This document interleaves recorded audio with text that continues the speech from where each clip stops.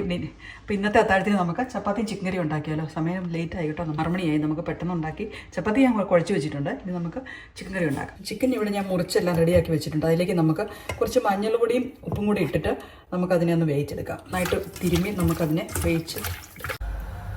ആ സമയത്ത് തന്നെ നമുക്ക് അതോടൊപ്പം തന്നെ നമുക്ക് നമ്മുടെ സവാളയും നമുക്ക് വഴറ്റിയെടുക്കാം. നമ്മളതിന് വേണ്ടി നമ്മുടെ വേറൊരു കൂട്ട് അടുപ്പത്ത് വെച്ചിട്ട് നമുക്കതിലേക്ക് കുറച്ച് എണ്ണ ഒഴിച്ച് നമുക്ക് സവാളയൊന്ന് വഴറ്റിയെടുക്കാം. ഞാനൊരു 3 സവാളയാണ് എടുത്തിരിക്കുന്നത് കേട്ടോ. ഇതിപ്പോൾ അധികം ബട്ടറൊന്നും ഇട്ടിട്ട് കൊടുത്തിട്ടില്ല. ഒരു ചെറിയ സ്വല്പം ബട്ടർ ഇട്ട് കൊടുത്തിട്ടുള്ളൂ കേട്ടോ. നമ്മുടെ ഈ ചിക്കനൊന്നും ചവിട്ടി പിടിക്കാതിരിക്കാൻ വേണ്ടി മാത്രം. വെള്ളമൊന്നും ഒഴിച്ച് കൊടുക്കുന്നില്ല. ഇത് ചിക്കൻ്റെ അകത്തുനിന്ന് നന്നായിട്ട് വെള്ളം ഇറങ്ങും. നമുക്കിത് മൂടി വെച്ചങ്ങ് വേവിച്ചെടുക്കാം. ഇഞ്ചിയും ഒരു കഷ്ണം ഇഞ്ചിയും ഒരു 5 വെളുത്തുള്ളിയും കൂടെ നമുക്കൊന്ന് ചതച്ചെടുക്കാം. ഇവിടെ കൂടി നമുക്ക് ഈ ഇഞ്ചിയും വെളുത്തുള്ളിയും കൂടി ഇട്ട് കൊടുക്കാം. ഇതിലേക്ക് നമ്മൾ ഇട്ട് കൊടുക്കുന്നത് 1 കപ്പ് ടൊമാറ്റോ റൈസാണ്. കറി അവിടെ ഇരുന്ന് വേകുമ്പോഴത്തേക്കും നമുക്ക് ചപ്പാത്തി ഉണ്ടാകും കേട്ടോ. ചപ്പാത്തിക്ക് ഞാനെല്ലാം ഇതുപോലെ ഉരുളകളാക്കി വെച്ചിട്ടുണ്ട്. ഇത് നമുക്ക് ഓരോന്നായിട്ട് ചുട്ടെടുക്കാം.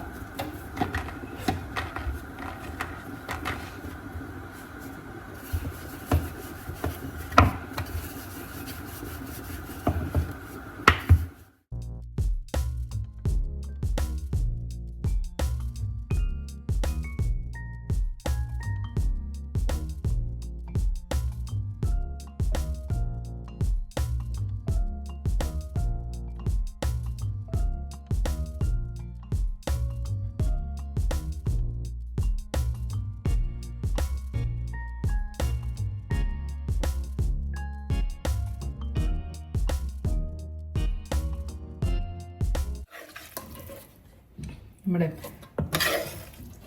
സവോളയും തക്കാളിയൊക്കെ ഒരുമാതിരി ഒന്ന് വഴണ്ട് കഴിയുമ്പം നമുക്കിതിനെ ഒന്ന് അരച്ചെടുക്കാം.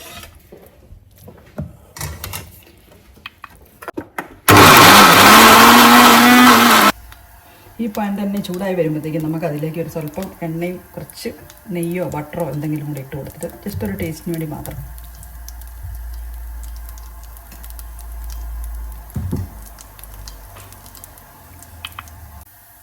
എണ്ണയൊന്ന് മൂത്ത് കഴിഞ്ഞപ്പോഴത്തേക്ക് ഞാൻ ഹോൾ സ്പൈസ് ഇട്ട് കൊടുത്തിട്ടുണ്ട്.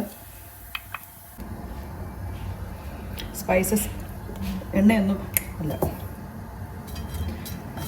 എല്ലാം ഒന്ന് മൂത്ത് കഴിയുമ്പോഴത്തേക്കും നമുക്കതിലേക്ക് നമ്മുടെ പൊടികൾ ഇട്ട് കൊടുക്കാം. കാശ്മീരി മുളക് പൊടി ഒരു 1.5 സ്പൂൺ കാശ്മീരി മുളക് പൊടി, മഞ്ഞൾപ്പൊടി, മല്ലിപ്പൊടി, കാര്യങ്ങളും കൂടി ഇട്ട് ഇതൊന്ന് മൂപ്പിച്ചെടുക്കാം. പൊടികൾ മൂത്ത് കഴിയുമ്പോൾ നമുക്കിതിലേക്ക് അരപ്പിട്ട് കൊടുക്കാം.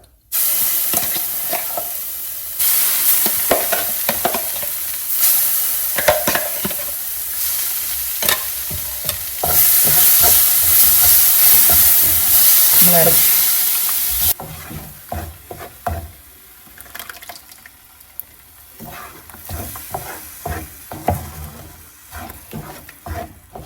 അരപ്പിൻ്റെ ഒന്നും കൂടെ പച്ചപ്പ് പോയി കഴിയുമ്പോഴത്തേക്കും നമുക്കിതിലേക്ക് വേവിച്ച് വെച്ചിരിക്കുന്ന ചിക്കനും കൂടി ഇട്ട് കൊടുക്കാം. ചിക്കൻ ഇവിടെ നന്നായിട്ട് വെന്ത് കിട്ടിയിട്ടുണ്ട്. നമുക്കിതിലേക്ക് ഇനി അരപ്പൊഴിക്കാം.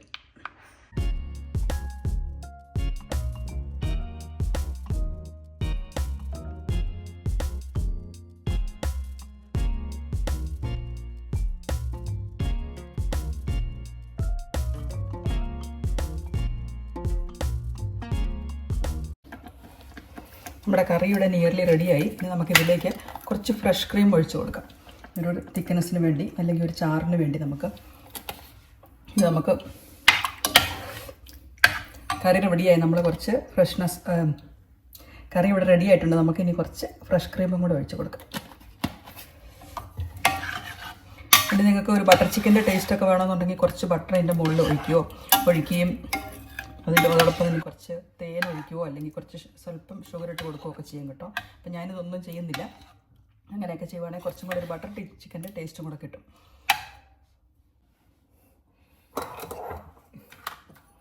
ഇനി നമ്മൾ അവസാനമായിട്ട് ഇട്ട് കൊടുക്കുന്ന സാധനമാണ് നമ്മൾ സ്വല്പം ഗരം മസാല ഇട്ട് കൊടുക്കുന്നുണ്ട്. അതിന് മുമ്പിലാണെങ്കിലും ഇടാൻ നമുക്ക് ഗരം മസാല. ഞാൻ മുമ്പ് ഇട്ട ഇട്ട് കൊടുത്തില്ല, ഇപ്പോഴാണ് ഇട്ട് കൊടുക്കുന്നത്. ഇനി സ്വല്പം കുരുമുളക് പൊടിയും കൂടെ നമ്മൾ ഇട്ട് കൊടുക്കുന്നുണ്ട്.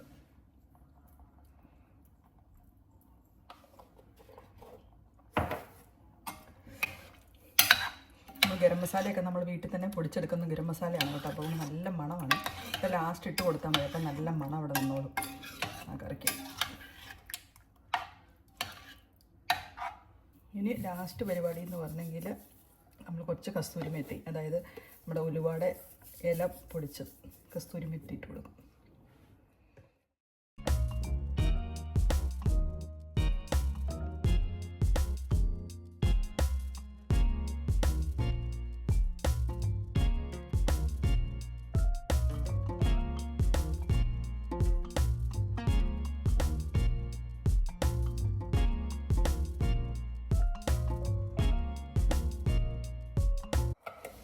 അപ്പോൾ നമ്മുടെ കറിയും റെഡിയായി, അതുപോലെ തന്നെ ചപ്പാത്തിയും റെഡിയായി.